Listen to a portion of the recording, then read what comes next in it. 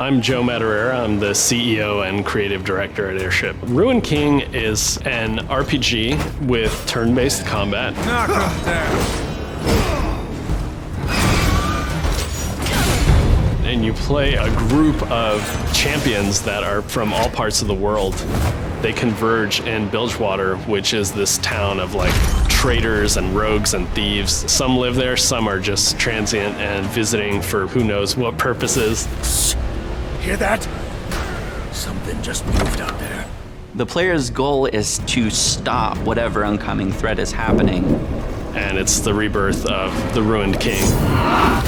It's a story largely about misfortune and Illaoi. And these are characters with a kind of a strained history. You know, they're sometimes friends, sometimes foes. They're having to work together. Illaoi, it's been a while. I was starting to think you were avoiding me. You throw in a guy like Braum, who's just bringing positivity to like every scene.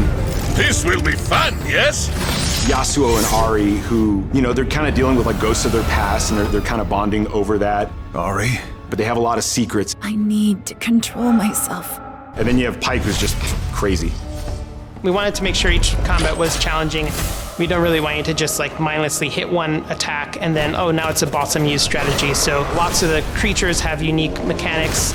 We added a lane system where you can actually modify the speed of your abilities, and it'll also modify the powers. And that will let you do things like, I would need to heal before my character dies and I see the enemies doing an attack. I can perform an ability in the speed lane and get the heal off in time. Or I got a bunch of buffs built up on Yasuo and I'm gonna do his like big attack in the power lane. It's gonna be slower, but it's gonna multiply all of those buffs even more. It just adds a sort of a third dimension to the combat that no other game I've seen has.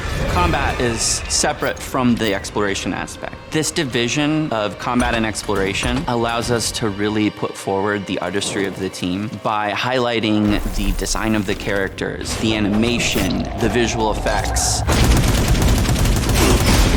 We've basically taken what's worked in our previous couple games and refined it. I think we've taken Battle Chasers and cranked it up a notch. So I think this game is uniquely Airship because of that marriage between really fun, like kind of grounded in tradition role-playing mechanics, but brought into the modern era with this great visual wrapper.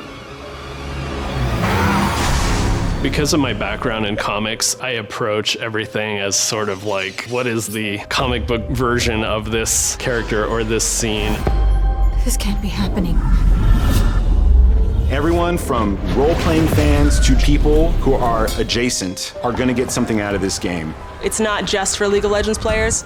It's a story that anyone can jump into and understand.